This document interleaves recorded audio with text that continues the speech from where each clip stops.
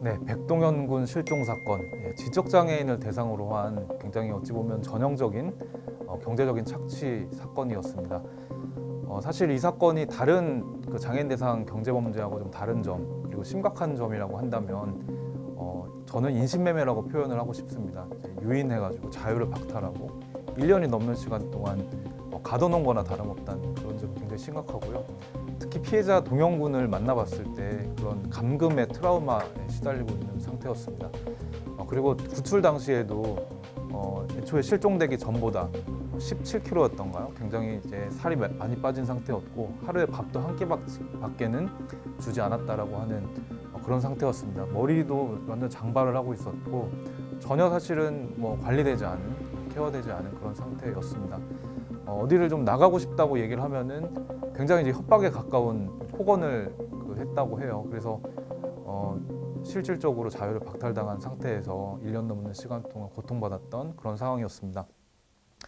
지난 그 화를 통해서 동영군도 실제 만나보고 또 앞으로 이 동영군이 어떻게 그 세상을 헤쳐나가면서 살 수 있을지, 어떻게 지원할 수 있을지에 대해서 조금 더 고민해보는 시간을 가졌습니다. 그리고 이 형사사건, 진행 중인 형사사건에 대해서도 이제 법률적인 지원과 그리고 또 추가적인 어떤 사실관계들이 확인되면 수사나 재판에도 더 탄력을 받을 수 있지 않을까라고 생각하고 있습니다. 이번 시간에는 디라이트에서 동영군 사건을 담당하고 계신 장정아 변호사님 모시고 이 사건의 어떤 현재 상황과 앞으로의 진행 방향과 어떤 법적인 쟁점들을 좀 찾아보려고 하고 있습니다. 네, 장 변호사님 모시겠습니다. 네, 안녕하세요. 장정아 변호사입니다. 안녕하세요. 네.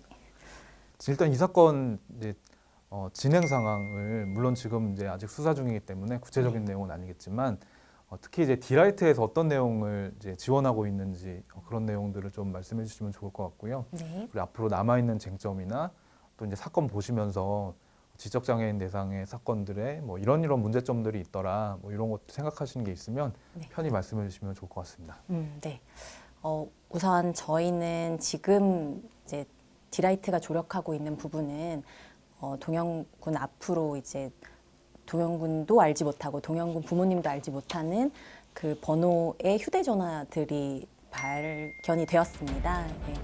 그 전혀 알지 못하는 휴대폰 번호로 휴대전화가 개통이 됐었고, 그리고 이제 이 사실을 알게 된 것이 그 해당 단말기 비용이 납부되지 않아서 이제 그것도 이제 신용정보회사로 그 정보가 넘어가서 신용정보회사에서 단말기 비용을 납부하라는 취지의 안내문이 왔어요.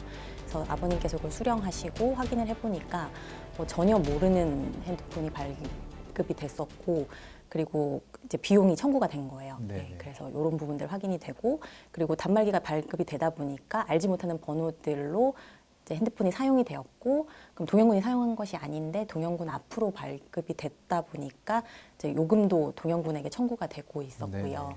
그리고 또 그 해당 휴대폰으로 이제 소액 결제들도 가능하잖아요. 네네. 그래서 이제 동영군이 실종되었던 그 당시에 그 원래 사용하던 핸드폰을 이렇게 뺏겼었다고 해요. 그래서 네네. 동영군이 사실상 사용하지 않았는데, 그러니까 원래 사용하던 그 핸드폰이 뺏겨 있던 그 시점에 이제 결제가 이루어져서 이제 해당 경제적인 그 이익을 누군가가 누렸던 걸로 보이는 그런 네네. 정황들이 확인이 됐습니다. 네. 그래서 동영군 앞으로 다 청구가 되고 있지만 동영군이 전혀 알지 못하고 부담하기에는 너무 부당한 부분들이 있어서 이제 그런 부분들 위주로 저희가 이제 고소장 작성해서 고소 사건 계속 진행 도와드리고 있는 중이고요. 네. 요것과 이제 별도로 원래 이제 최초에 수사를 하셨던 부분들은 이제 실종되었던 부분, 그리고 감금되었던 부분, 그리고 이제 거액의 전세 사기 대출을 받았다거나 아니면 뭐 해당 사건에 연루가 됐다거나, 그리고 또 이제 그 외에도 또 소액의 대출 건들이 있었어요. 그 핸드폰 개통이나 뭐 대출이나 이런 거 관련해서 좀 구체적으로 얘기 들으신 게 더 있으셨을까요? 저는 전화기 그거 세 대만 있는 줄 알았거든요. 네네네. 네. 세 대만 있는 줄 알았는데 경찰서에서 조사하다 보니까 15대가 더 나오더라고요. 소액 대출권이 보니까 다 그 상품권으로 했더라고요. 상품권 이제 모바일 상품권인데 그거 본으로 해가지고 팔았다는 게 되더라고요. 그리고 전세 뭐 자기는 모르는 상태. 대출금이라는 거 몰라요. 대출이라는 자체를 몰라요. 채무, 뭐 갚아야 될 돈 이런 것도 모르는 거죠. 모르는 거죠. 그러니까 채무에 대한 개념 자체를. 네. 경찰서에서도 그 얘기를 하시더라고요. 가스라이팅 당한 것 같다 이렇게 얘기를 하시더라고요. 대출 같은 것도 비대면으로 받으셨을 가능성이. 뱅크라는 게 네. 저 알아보니까 전세자금 대출, 청년 전세자금 대출인가 봐요. 네네. 그게 다 비대면으로 해가지고 네네. 그 서류만 보내주는 그 네. 전세자금 대출이 이제 집주인 앞으로 들어가나 봐요. 네. 그런 식으로 해가지고 한 것 같아요. 사인하는 거는 이제 얼떨결에야 사인해 이러니까 그냥 부동산에서 사인해. 동영군 앞으로 이제 대출이 이루어졌지만 동영군은 알지 못했다거나 아니면 알고 있었다고 하더라도 그 해당 자금을 직접 사용하지 않았다거나 그리고 대출을 받는 과정에도 동영군이 특별히 이게 대출을 받는 거라는 걸 인지하지 못한 상태에서 대출이 이루어졌다거나 그런 부분들이 있을 거고요.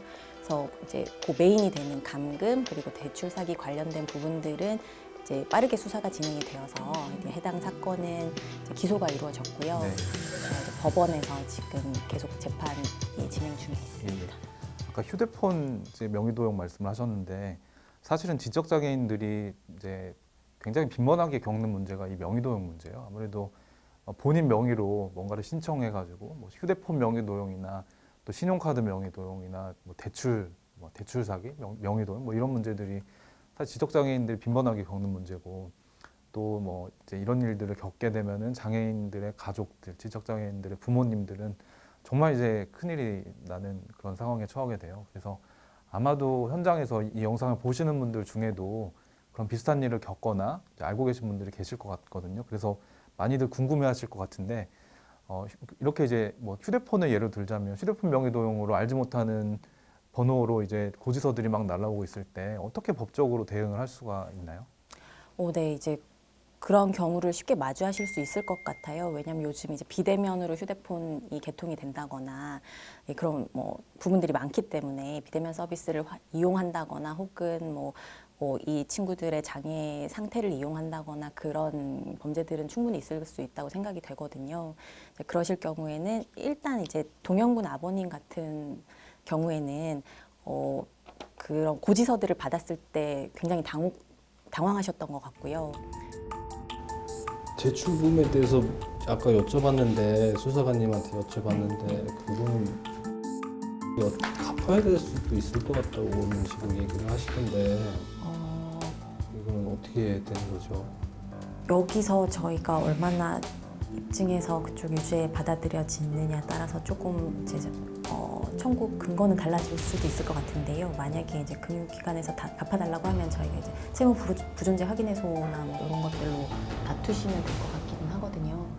그래서 불법행위라는 게 뭐 분명하다고 한다거나 하면 이제 좀 더 저희가 주장할 근거가 더 많아진다고 생각하시면 될 것 같고, 예, 근데 이게 이제 대면으로 이루어졌는지 비대면으로 이루어졌는지 그리고 뭐 지금 상태가 수준이 어느 정도라고 저희가 얘기할 수 있는지 뭐 그런 것들 참고해서 좀 더 제가 한 번만 살펴보고 그런 말씀 정리해드리겠습니다. 몸도 몸이지만 이제 찾았으니까 난 돈이 또 걱정이에요. 지금 그 대출금이 또 걱정이라. 네네네. 그래서 그것도 대응하셔야 될 것 네, 같아요. 그러니까 경찰서에서 빨리 이걸 또 갖고 와라 이렇게 네. 얘기하시니까. 뭐 부분도 고소장 드릴 때 한번 네. 방향을 좀 제안해 드려볼게요. 예, 알겠습니다. 네, 감사합니다. 하게 처벌 좀 했으면 좋겠습니다. 네. 진짜 너무 애들이 괘씸하고 너무 큰 범죄를 너무 괘씸해요. 이거는 용서가 안 되는 애들인 것 같아요. 그리고 지금 이제 생각하시고 있는 부분들은 이런 가해 행위를 한 분들이 이렇게 엄격하게 처벌이 되었으면 좋겠다라고 네. 얘기를 하고 있으세요.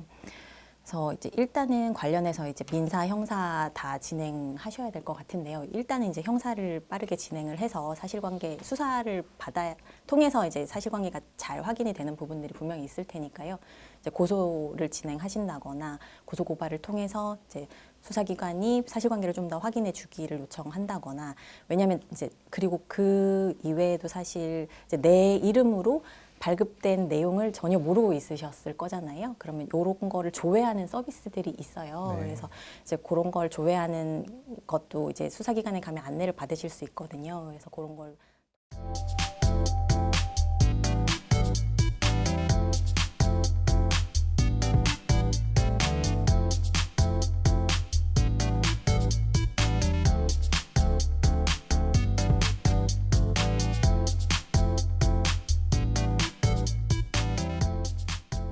통해서 안내를 받고 확인을 하시고 관련해서 수사를 더 진행한다거나 문제는 이제 동영군 같은 경우에는 지금 이미 가해자들이 너무 많은 채무를 부담시켜 놓고 그 기간이 길어져서 지금 신용 불량 상태에 이른 걸로 알고 있습니다. 이제 그런 경우에는 공인인증서 발급이 안 돼요. 그래서 공인인증서 발급이 안 되다 보니까 본인 명의로 발급된 휴대전화를 조회한다거나 이런 서비스 이용 자체가 어려운 상태더라고요. 그래서 그럴 때일수록 이제 수사기관 통해서 또 확인하실 수 있는 부분들은 분명히 있을 것 같고요.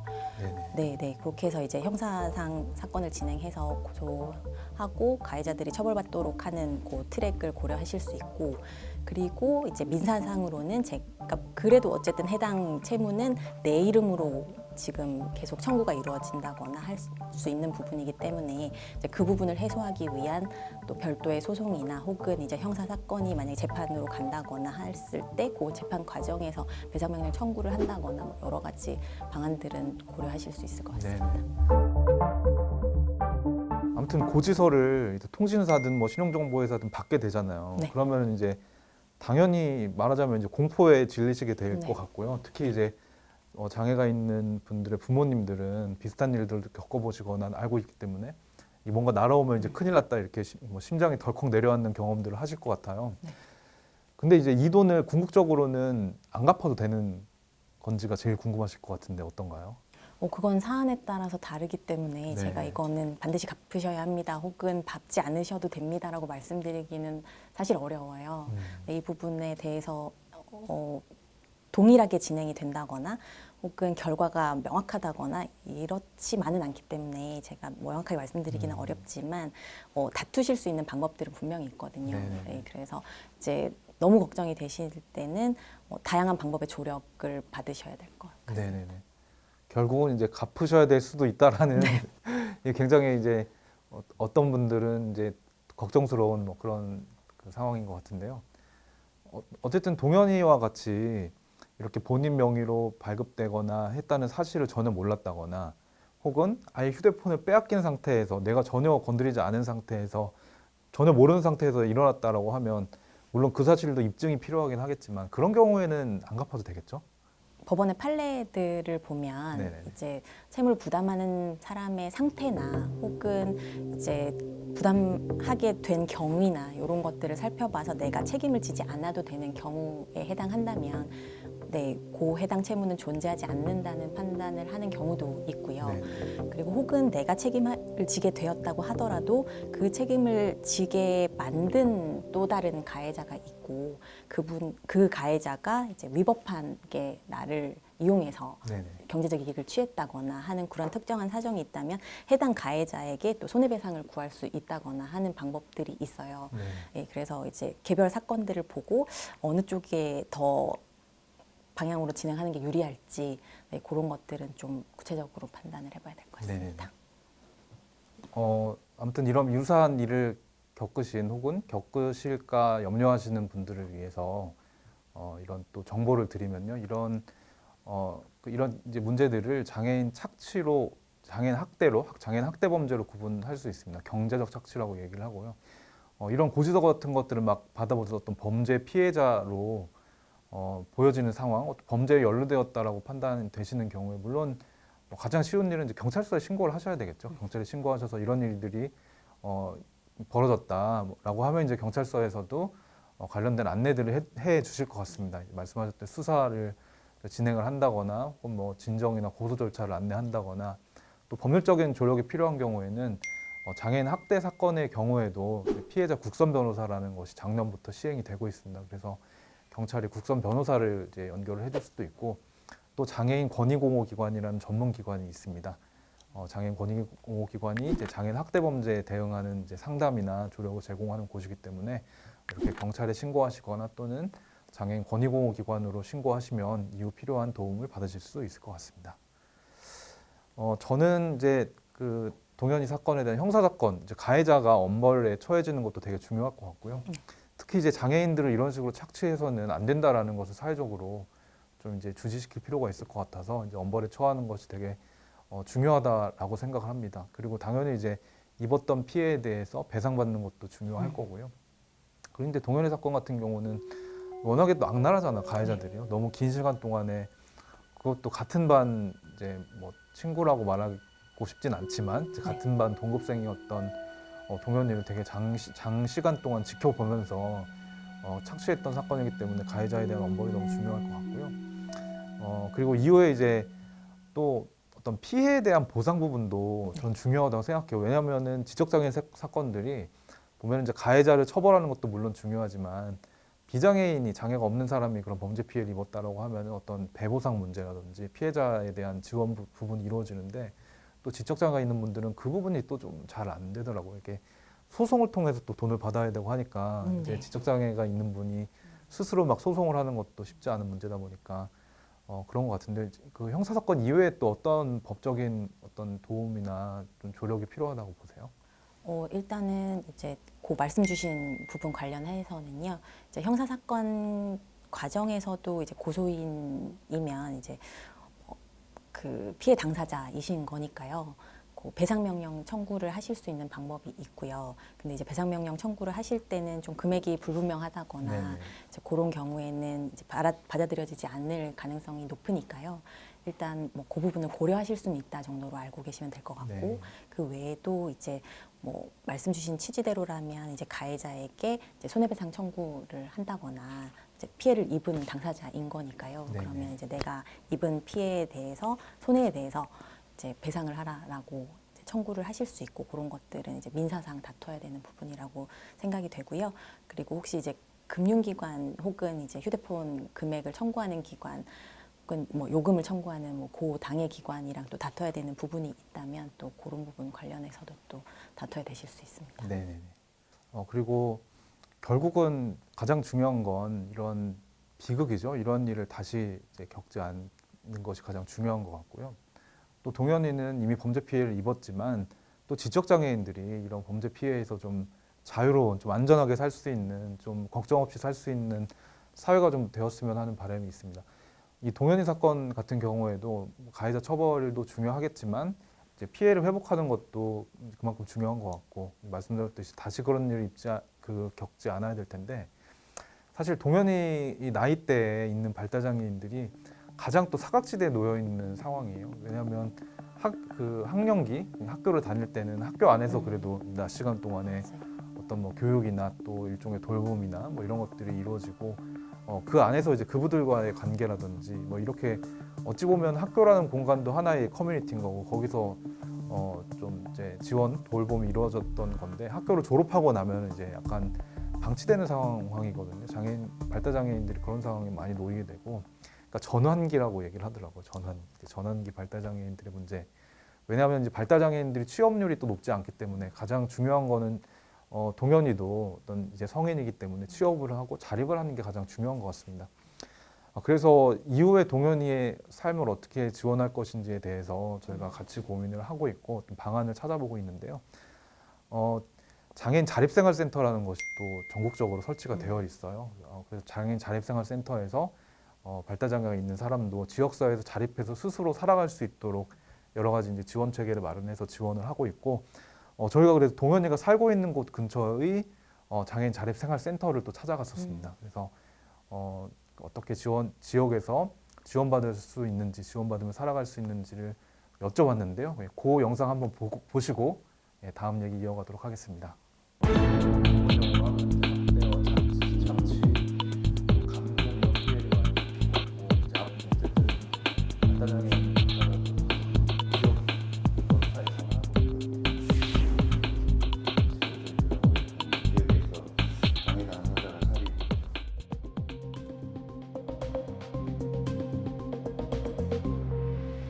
저희 센터가 이제 알겠지만 자립생활센터의 기본은 동료 상담이라고 하거든요.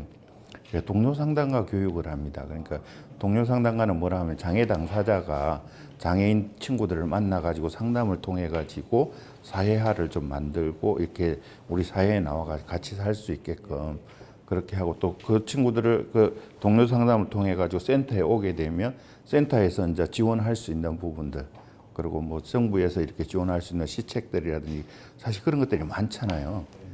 그래서 만약에 저희 쪽하고 이제 뭐 저희 센터하고 이렇게 좀 도움이 필요하시면 저희 센터하고 개별 ILP라고 해가지고 개인별 자립 지원 정책이 있거든요.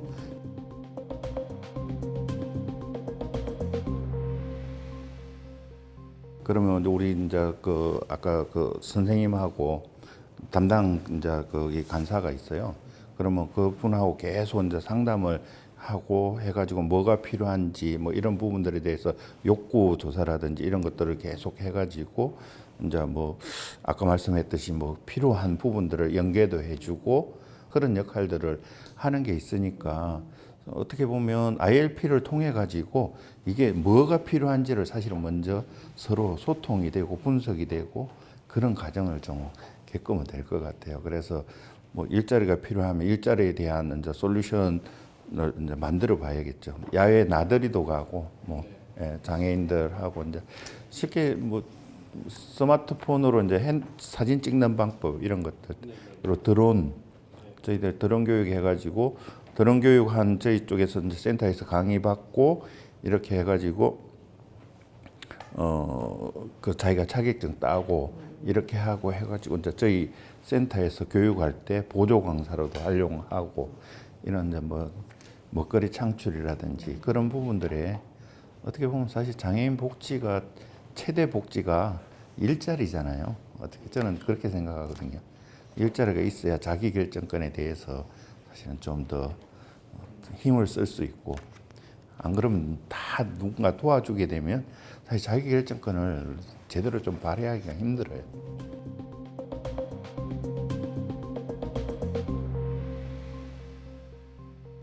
그 저희들이 이제 올해 같은 경우에는 이제 사업이 뭐 한국 무용 그냥 한국 무용도 그냥 무용으로 끝나는 게 아니에요. 그 무용을 통해 가지고 뭐 자격증 같은 거 따고 그 자격증 따면 그 이제 뭐 학교라든지 이런 데 가가지고 장애 인식 개선 교육이라든지 이제 그런 부분들을 같이 할 수 있고 지역에서 뭔가 성장하는 부분이 저는 더 중요하다고 판단을 했었고 그래서 지역에서 성장하기 위해서는 지역과 소통하는 게 저는 중요하다고 생각하기 때문에 소통하려고 노력을 많이 하고 지속적으로 뭐 일회성이 아니고 지속적으로 관리가 좀 할 수 있는 그런 부분들을 하고 나중에 이제 필요하면 저희들이 이제 시청하고도 연결해가지고 솔루션 회의라든지 이런 것들을 할 거예요.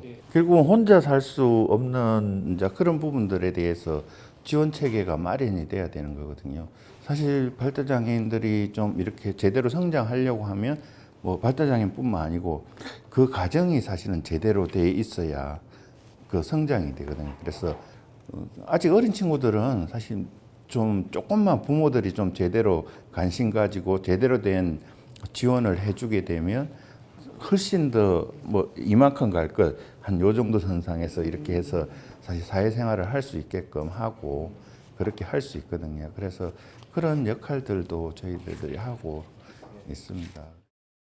그러니까 자립생활센터가 사실은 여기는 이제 장애인들이 운영하는 곳이에요. 그래서 좀 더 의미가 있는 것 같고 그냥 일방적으로 복지를 제공하는 것보다는 그러니까 복지 서비스를 그냥 단편적으로 프로그램만 제공하는 게 아니라 장애인들이 지역사회에서 자립해서 사는 것 그 문제 자체를 좀 고민하는 장애인 당사자들의 조직이에요.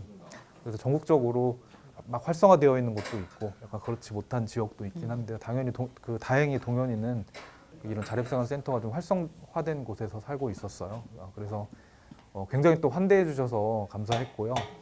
동현이 문제에 대해서도 같이 이제 자립생활센터장님하고 얘기를 나눴고 이제 ILP라는 얘기를 하셨거든요. 이제 ILP라는 게 Independent Living Plan이라는 뜻이에요. 자립생활 계획이라는 뜻입니다. 그래서 이 당사자 장애인의 또 현재 상황이 어떠한지 그리고 이제 니즈가 뭔지 무엇을 원하는지와 그리고 지역에서 있는 이제 가용한 자원들은 뭐가 있는지 이런 것들을 점검해가지고 종합적인 플랜을 짜는 이제 프로세스가 있습니다. 그래서 동현이도 ILP를 수립해가지고 그에 맞게 지원하겠다라고 말씀을 하셔서 저는 굉장히 마음이 놓였고요.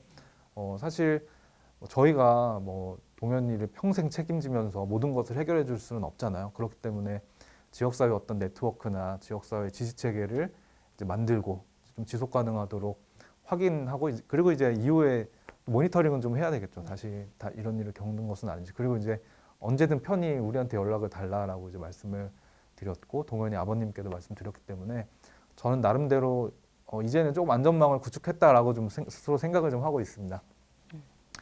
그래서 뭐 이런 식의 과정들이 또 이 영상을 통해서 발달장애인 당사자나 가족들한테 조금이라도 도움이 됐으면 하는 바람이 있고요. 그리고 사실 이 문제가 동현이 개인의 문제만이 아니라 발달장애인들이 다수의 발달장애인들이 현실에서 많이 겪는 문제이기 때문에 이런 문제를 왜 겪을 수밖에 없는가 그리고 또 어떻게 해야 되는가에 대해서 좀 다른 장애인 가족들한테도 좀 도움되는 말씀을 해주시라고 이제 발달장애 전문가를 또 한 분 찾아뵀었습니다. 멀지 않은 곳 이제 우리 회사랑 멀지 않은 곳에 계신 어깨동무 연구소라는 곳에서 일하고 계신 이제 이미정 박사님이라는 분을 만나 뵀어요. 그래서 이미정 박사님이 사실 동현이가 살고 있는 곳까지 동행을 해주셔서 같이 이야기도 많이 나누고 했었는데요. 그러면 이제 이미정 소장님 인터뷰 내용 한번 들어보시고 다음 순서 진행하도록 하겠습니다.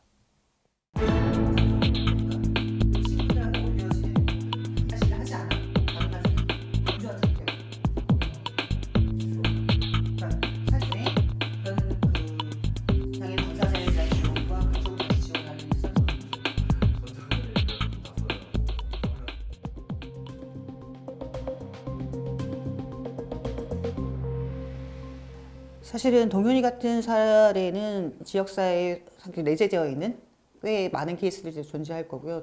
드러나지 않아서 뿐이지 굉장히 많이 발생할 수 있는 케이스들이라고 생각해요. 이 케이스들이 대부분 이제 혼자 있는 친구들이 대부분 많거든요. 친구들을 못 사귀다 보니까 그 속에서 발생되는 문제가 외로움.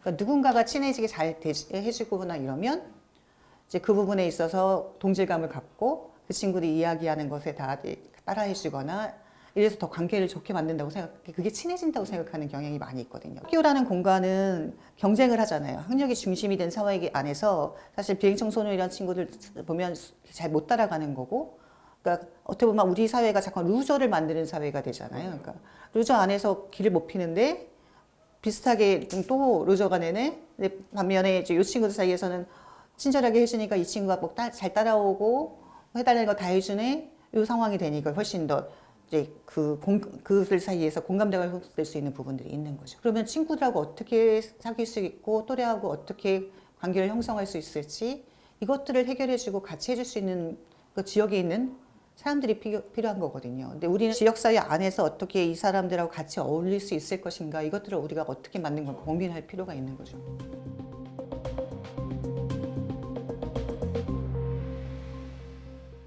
이제 그런 부분을 조금 본다면 저는 사실 몇 가지 좀 부모님들한테 조언을 드리고 싶은 게 우린 발달장애 자녀를 두면 부모님이 전적으로 전담해서 제 자녀를 보거든요. 근데 사회에 노출시켜야 돼요. 그러니까 되게 힘든 과정이긴 합니다. 하지만 그 과정들을 하지 않으면 지역사회에서 도와주질 못해요. 누가 있는지 모르기 때문에. 사실은 제가 이제 그 시설에 있던 친구분들이 자립시킨 분들을 지금 보다 보면 어떤 게 있냐면 자꾸만 지역사회에 노출을 시키고 그러니까 마트에 있는 분들도 그렇고 편의점에 있는 분들도 그렇고 이분들이 갖고 있는 장애가 있다는 걸 아니까 어떻게 하냐면 주변에 이상한 사람들이 왔을 때 그걸 대신 말려줘요. 그냥 인식교육이란 건 권리중심의 이런 인식교육 말고 인권교육 말고요. 그냥 에티켓 어떤 식으로 얘기하면 좋은지 어떻게 대하면 좋은지 우리도 사실 그런 거 잘 모르잖아요. 휠체어 장애인분이 있을 때 대화를 할 때 어떤 식의 위치를 해야 되는지 내 휠체어 장애인은 앉아있고 나는 서서 있고 이렇게 장시간 얘기하는 게 맞는지 아니면 옆에서 얘기하는 게 맞는지 아주 기본적인 것도 사실 우리는 알려주지 않거든요. 그걸 알아야 장애인과 소통을 하고 대화를 하죠. 그러니까 그런 것처럼 지역사회에서의 그 교육이라고 하는 것, 그러니까 인식이 지금 여러 가지 장애인 교육들이 의무화되고 있는데 기본적인 에티켓, 어떻게 하면 좋은지에 대한 이야기들 그러니까 그런 얘기를 조금 더 알려주고 확산시키는 게 훨씬 더 효과적이지 않을까 싶어요.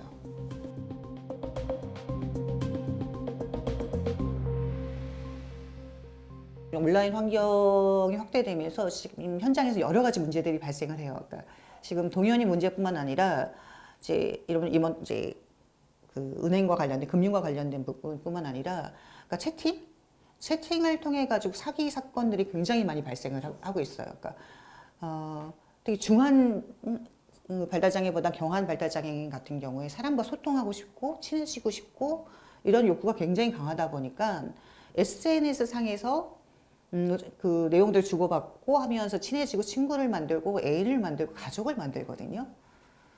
이제 이 속에서 예를 들면 내용 또 사람하고 친해져야 된다니까 잘해주면 친해진다고 생각해요. 그리고 이거 법이나 제도에 대한 문제 이런 것들을 한 번도 교육받아 본 적이 없어요. 그러니까 이 정도 되는 읽기 쓰기가 가능할 정도면 웬만한 금전에 대한 이해는 충분히 가능한 상황이거든요. 근데 이제 이런 교육들을 받아본 적이 없고 그러다 보니 이 돈이 많은 건지 적은지도 이해가 안 가고 주고 나면 다시 돌아오겠지라고 생각하는 막연한 생각에 사기를 당하는 거고 이런 게 많거든요. 사실상 우리나라 지금 발달장애에 대한 금전교육이라고 하지만 당사자한테 맞는 그다음에 그 수준에 맞는 교육들이 이루어지는 형태를 거의 본 적이 없어요. 이상한 물건 사보기도 하고 자꾸만 이런 기회를 주시고 그 속에서 금전관리 훈련도 좀 받아서 이들이 스스로가 좀 이것들이 요건 안 돼라고 하는 것들을 좀 받을 필요가 있고요. 또 하나는 더 중요한 건 그런 것들이에요. 돈을 뺏기면 안 돼요. 지키는 연습을 할 필요가 있거든요. 이 발달장애인들한테 금융과 관련해서 사기를 치거나 하는 대부분의 사람들이 뭐냐면 주변에 가까운 사람이에요. 예상치 못할 가까운 사람들이 사기를 칩니다. 모든 사람들은 오히려 접근을 안 하기 때문에 안 하는데 쉽게 넘어갈 수 있어요.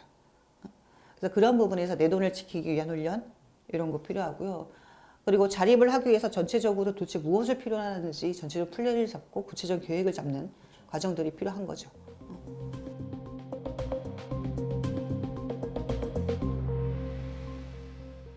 지역사회 시스템 자체가 발달장애인과 관련된 시스템 자체가 분명히 존재했음에도 불구하고 가동하지 않았다는 부분이라고 생각이 들거든요. 왜냐하면 복지관도 서비스를 이용하는 사람, 오는 사람에 대한 서비스인 거죠. 그러니까 지역사회 복지관이나 복지 서비스를 이용하지 않는 지역사회 산재에 있는 그 발달장애인을 위한 서비스나 이런 것들, 방문 서비스가 됐든 확인하는 작업들이 지금 형태가 지금 우리가 큰 구멍이 나와 있는 상태인 거죠. 그러니까 많은 기관들이 존재하지만 이 많은 기관들이 그런 서비스를 하는 때까지 움직이지 않고 있다는 것에 굉장히 문제가 있다고 봐요.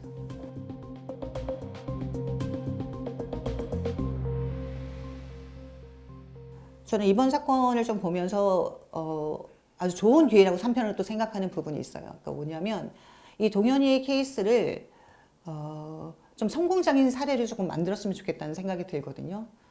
그러니까 사실은 이 동현이가 많은 부모님들이 걱정하는 것 중에 하나가 이렇게 사고에 부딪히면 어떻게 그러니까 안 돼라고 해서 되게 감자거나 노출을 꺼내는 반면에 이 동현이 같은 이런 케이스가 있어도 우리 지역사회에서 다시 성공적인 케이스로 교육이나 훈련을 통해 가지고 지역사회에 성공적으로 정착하고 안착해서 잘 살고 있다는 케이스를 주고 만드는 걸 조금 이 디라이트에서 좀 했으면 좋겠다는 생각이 들어요. 이런 걸 통해서 영상이나 이런 걸 통해서 좀 꾸준히 만들어서 발달장애인 부모님들이 보셨을 때 이런 케이스도 있으니까 우리가 이거 조심해야 돼 라는 한 부분과 이런 케이스도 이렇게 안착할 수 있어. 그러면 우리 애들도 충분히 이렇게 될 수 있지 않을까라고 할 수 있는 그런 희망을 가질 수 있을 거라고 보거든요. 저는 그런 측면에서 조금 디라이트가 조금 이런 부분에 더 열심히 좀 해주시면 좋지 않을까 싶습니다.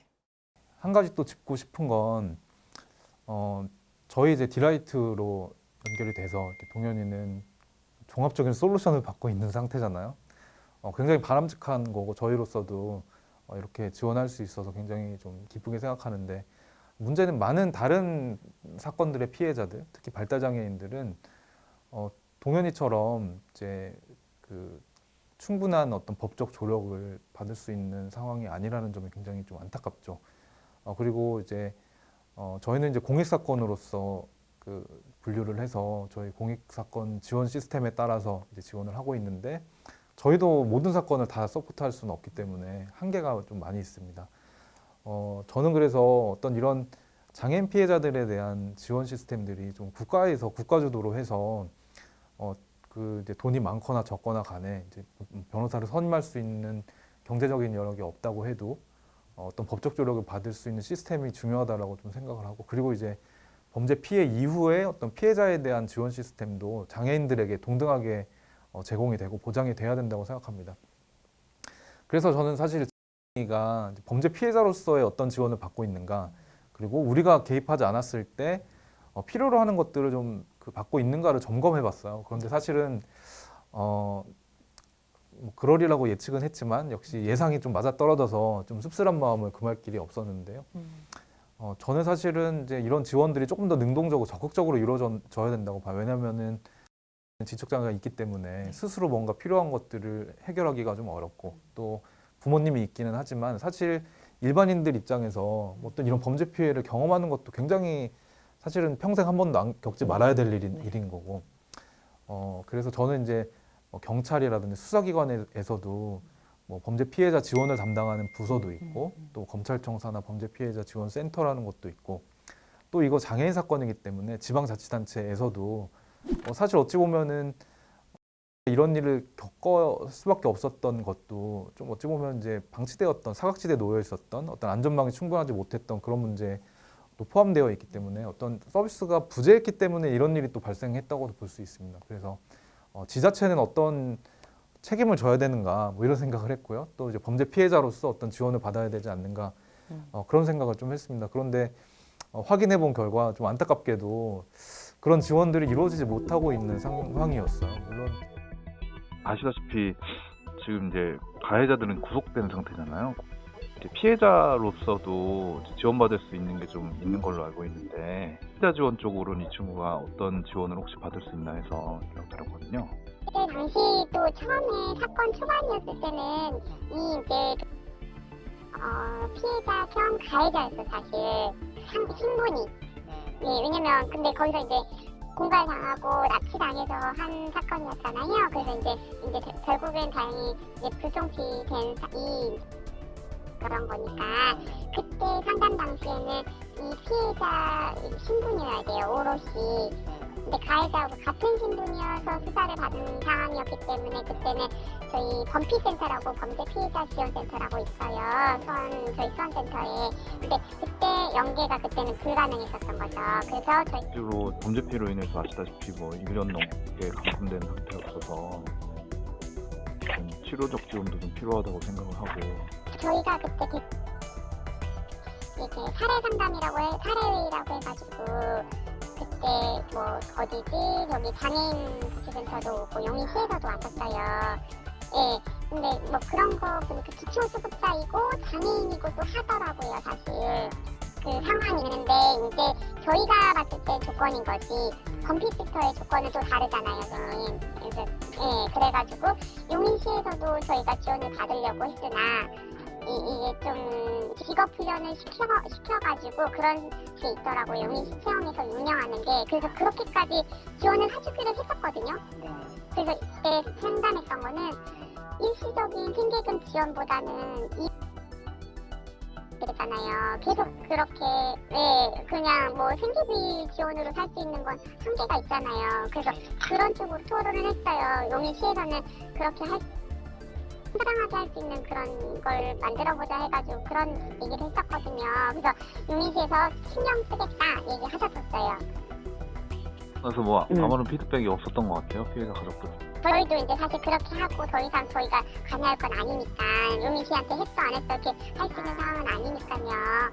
근데 이제 물론 담당 이제 경찰관은 좀 지원하기 위해서 이리저리 좀 알아보기도 하고 연결도 하려고 했던 상황이었는데, 그거더라고요. 이제 성인이다, 지원이 네. 성인이지 않냐, 네. 그리고 이제 가족과 함께 살고 있지 않냐, 그럼 뭐 된 거 아니냐, 약간 아니란 그런 대처였던 것 같아서, 제가 이제 아까도 말씀드렸지만 지적자가 있는 사람이 다시는 이런 일을 좀 겪지 않고 안전하게 지역에 살려면 어떤 삶을 위한, 자립을 위한 기본적인 조건들이 좀 마련이 되어야 되는 거고, 조금 더 긴 호흡으로 좀 장기적인 관점에서 뭐 ILP 얘기도 나오고 했지만 지자체에서 조금 더 관심을 갖고 성인으로서 자립할 수 있도록 지원했으면 좋았겠다라는 그런 아쉬움이 좀 있었습니다. 어쨌든 이제 이게 향후에 우리가 어떤 지원들을 더 이제 하실 계획이신지 좀 여쭤볼 수 있을까요? 네. 일단 지금 이제 저희가 맡고 있는 사건 자체가 계속 진행 중이기 때문에요. 이제 담당 수사관님이랑 지속적으로 이제 연락드리고 사건을 계속 챙겨서 이 사건이 또 이제 그 가해자의 처벌로 이어질 수 있도록 저희는 최선을 다할 계획을 가지고 있습니다. 그리고 이제 무엇보다 이제 경제적인 부분에 있어서 지금 계속 채무를 부담해야 되는 상황, 그리고 이 부분을 어떻게 처리해야 될지 뭐 그런 부분들이 당연히 고민이 되실 거기 때문에요. 이제 그런 부분 관련해서도 저희가 추가적으로 어떤 부분들을 더 도와드릴 수 있을지 이제 관련 사건 진행 계속 체크업하면서 이제 본 사건도 이제 진행 내용 확인하면서 이제 피해 확인하고 계속적으로 지원을 해드릴 예정에 있고요. 그리고 이제 말씀 주신 것처럼 제가 이제 성인이기 때문에 이제 본건 수사도 이제 처음에 사실 좀 지연되었던 부분이 있지 않을까 싶고, 또 가해자들도 쉽게 접근해서 이렇게 범행을 저질렀던 것으로 보여요. 네. 그래서 이제 요 동현이 사건도 보면 동현이가 생일이 이제 해당 실종된 해 7월이었다고 하거든요. 근데 생일이 지나자마자 사실상 이제 요 범행이 시작됐다고 생각하시면 될 것 같아요. 네. 그래서 이제 말씀 주신 것처럼 이제 미성년일 때와 이제 성인이 되었을 때 이제 능력 자체가 달라지게 되잖아요. 법적으로 할 수 있는 능력이 달라지게 되는데 그거를 이제 이용하려고 하는 분들이 있는 거죠. 나쁜 마음을 먹고 가까이 접근한다거나 뭐 그런 상황을 이용하려고 하는 사람들이 분명히 있다 보니까요. 이제 뭐 가족분들도 그렇고 이제 지자체도 그렇고 이제 이분들이 이제 성년으로 될 때, 그러니까 그래도 말씀 주신 것처럼 미성년일 때는 사회적인 안전망이 뭐 학교든 더 있다고 생각이 되는데, 이제 요걸 벗어나서 실제 이제 자립으로 나아가기에는 아직은 미성숙한 그 단계에서 이제 지원이 말씀하신 것처럼 더 이루어지면 좋을 것 같습니다.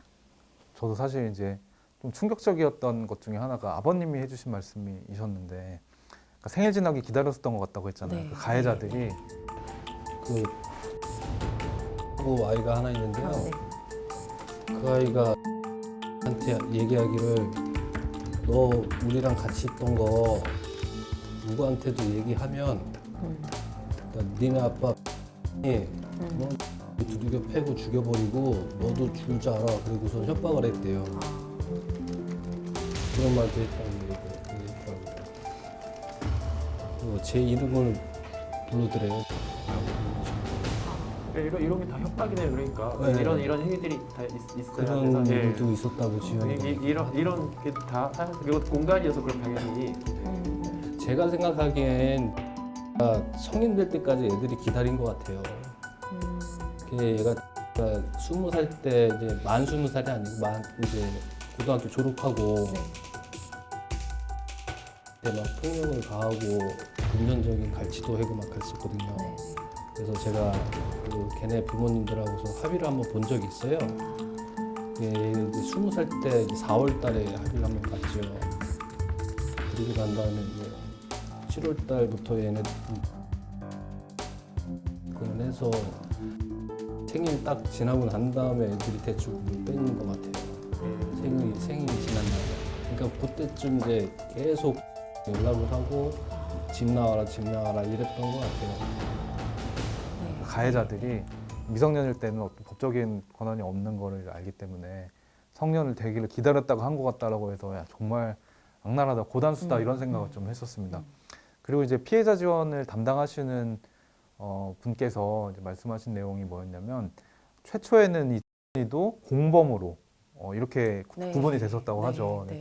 그랬는데 1년간은 찾는다고 막 그 전단지 만들어 뿌리고 다니시고 하시느라고 사실상 제가 보기에는 일을 하기가 없을 것 같고, 이제 구출한 지가 얼마 안 돼서 불안한 좀 있으실 거고, 또 장애가 있다 보니까 누군가 이제 돌봐줄 사람이 필요한데 이혼하시는 그리고 어머니도 있다 보니까 이제 본인이 하시는 모양이더라고요. 피해자 신분으로 돼 있어가지고 제가 못 도와드렸어요. 근데 이제 사건 모니터링 계속 했었거든요. 그래서 이제 지원을 하려고 딱 보니까 1월 9일 날에 피해자 신분으로 바뀌어가지고 그때 이제 지원이 들어간 거거든요. 한 번도 그거는 저희가 범죄 피해자 지원센터에 1월 9일 날에 요청을 드린 상태고요. 드린 사항은 의료비 지원이랑 원래 그 정신과를 다니시던 곳에서 다니시고 싶다고 하셔가지고 저희가 의료비 지원에 나갈 수 있게 도와드렸고 부양에 그런 어려움이 있으시니까 생계비를 받으실 수 있도록 지원을 넣어드렸고 그리고 법률 모니터링 요청을 드렸어요. 근데 확인해 보니까 장애가 있는 친구였고 또 피해자다라고 이후에 구분이 되면서 최초에는 이제 피해자 지원이 이제 세팅이 안 됐던 상태였더라고요. 그러다가 이제 그 다시 피해자로 구분이 되면서 피해자 지원을 착수했다라고 이제 얘기를 해서 그런 이제 좀 특수한 상황이 있었던 것 같습니다.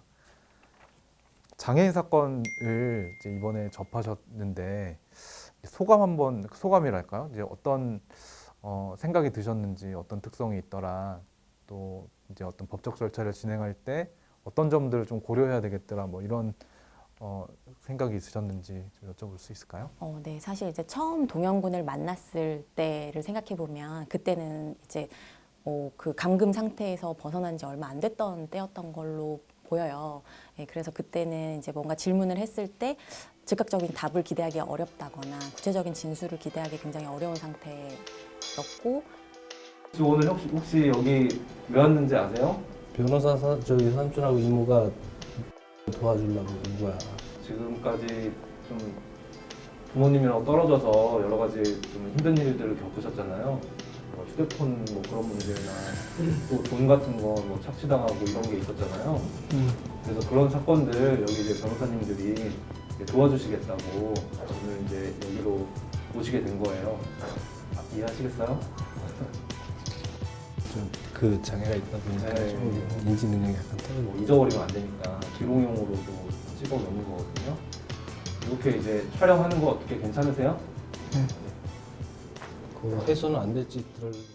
가급적 말을 하지 않으려는 상태였어요. 그래서 이제 그 부분 되게 안타까우면서도 어떻게 도와드려야 될지 좀 고민이 돼서 저도 이제 뭐 관련 증거 자료들을 가급적 모아서 사실관계 파악하려고 노력을 했지만 사실 사실관계 파악하는 것 자체가 굉장히 힘들었습니다. 그래서 이제 그것이 알고 싶다라는 프로그램이 그래도 방영이 됐고 이제 거기서 사실관계를 가급적 그동안 확인된 부분들을 다 정리를 해서 이제 알기 쉽게 방송이 됐다 보니까 보고를 보고서야 이 전체적인 맥락이 좀 이해가 된 부분이 있었거든요.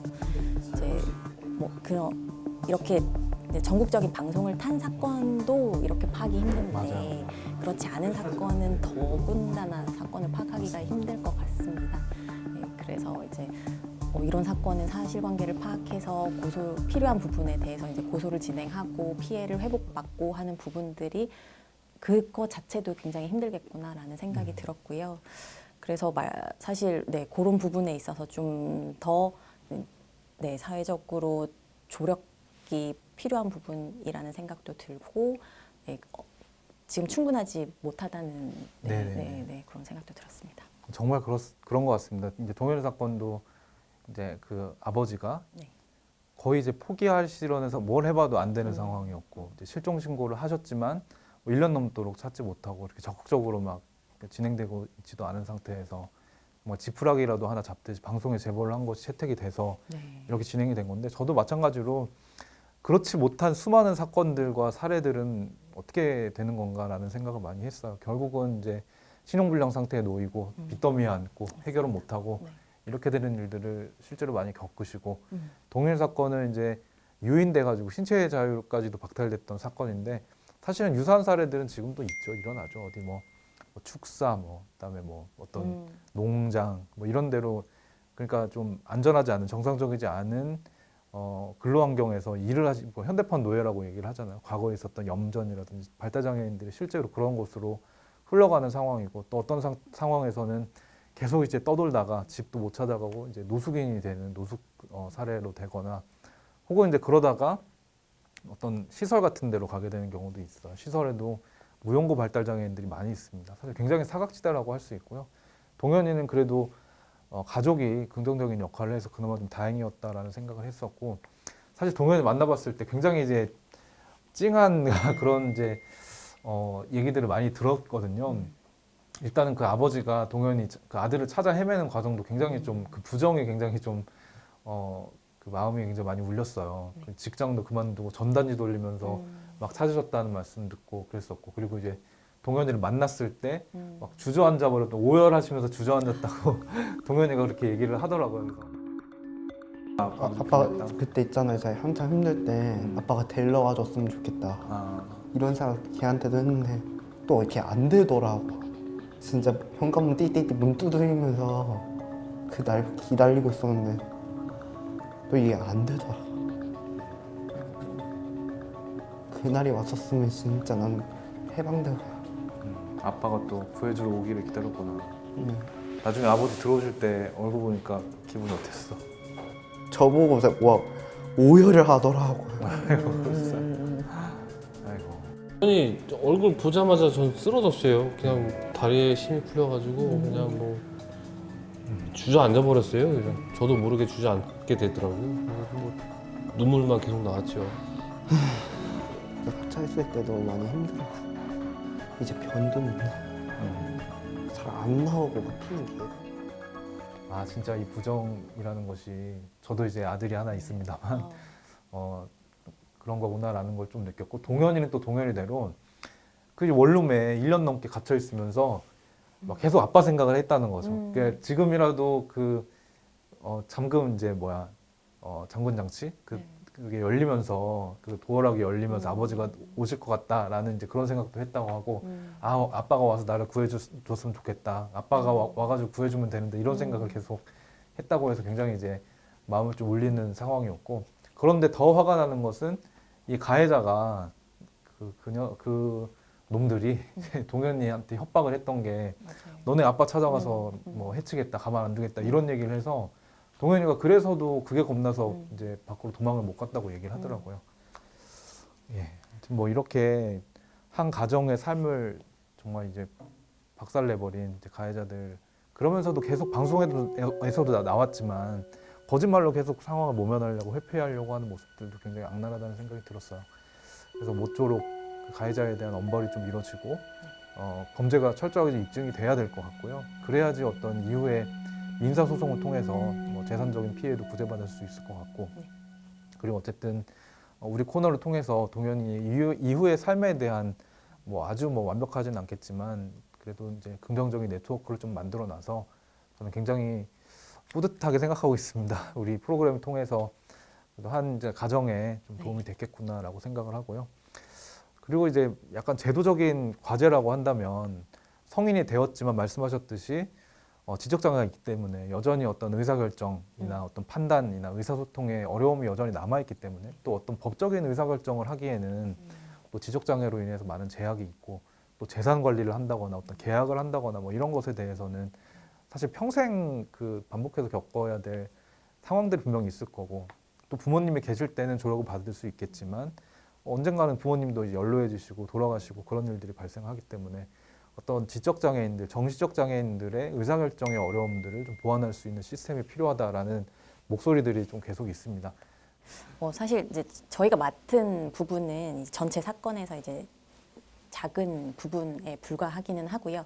그래서 이 전체 사건이 이제 관련해서 가해자에게 이제 엄벌이 처해졌으면 좋겠다는 마음으로 이제 전체적으로 챙기면서 저희가 더 도와드릴 부분이 있는지는 계속 고민을 하고 있습니다.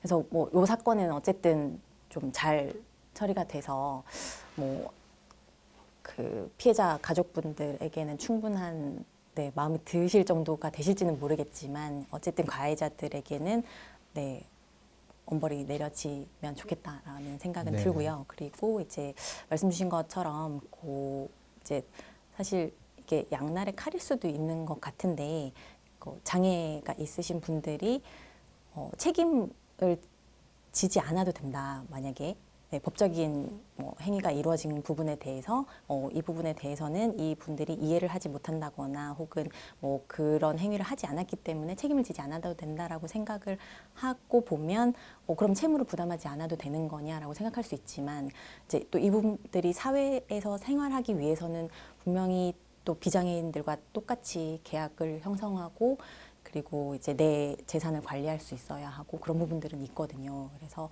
이제 어떻게 도와드려야 이분들이 비장애인과 같이 정상적으로 살아갈 수 있을지 그런 부분에 대해서 참 되게 고민을 많이 하게 되는 네, 사건이었고요. 네, 지금도 하고 있지만 네. 네, 과거형으로 말씀드려서 죄송한데 네. 그래서 그런 부분에 대해서는 계속적으로 좀 연구를 해서 말씀해 예, 주신 것처럼 이제 권리를 너무 제한하고 사실상 할 수 있는 게 없는 상황으로 만들어서 그걸 또 이용하는 악용하는 사례가 만들어지지 않게 하면서도 조력을 해줄 수 있는 그런 제도들이 좀 있으면 좋을 것 같습니다. 네. 예, 디파일러 첫 번째 코너로 백동현 군 실종 사건을 다뤄봤습니다. 사건 초기부터 해서 여러 가지 법적인 문제점도 짚어봤고 또 직접 동현 군도 여러 차례 만났었고요. 또 동현 군이 거주하고 있는 곳까지 찾아가서 또 지역의 여러 가지 네트워크들을 또 구축하고 관련된 전문가들도 만나보고 사건과 관련된 여러 가지 문제들을 짚어볼 수 있었던 의미 있는 시간이었던 것 같습니다. 여전히 이 문제가 완벽히 해결된 것이 아니기 때문에 법제도적으로도 해결해야 될 과제들도 여전히 있고요. 또 장애인들이 학대받지 않고 지역에서 안전하게 살기 위해서는 여전히 준비가 필요한 것들이 많이 있는 것 같습니다.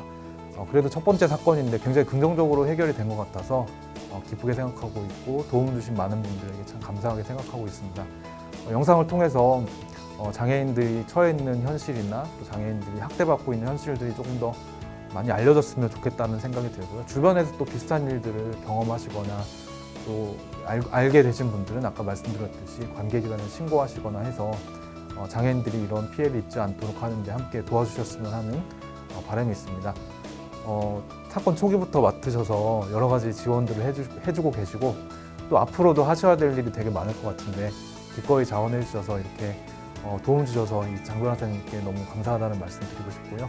앞으로도 저희 디파일러 코너를 통해서 사각지대에 놓여 있는 약자들의 인권 문제를 계속적으로 짚어보고 또 우리가 함께 고민할 점들을 짚어보는 시간이 되었으면 좋겠습니다. 네, 시청해 주셔서 감사합니다. 고맙습니다.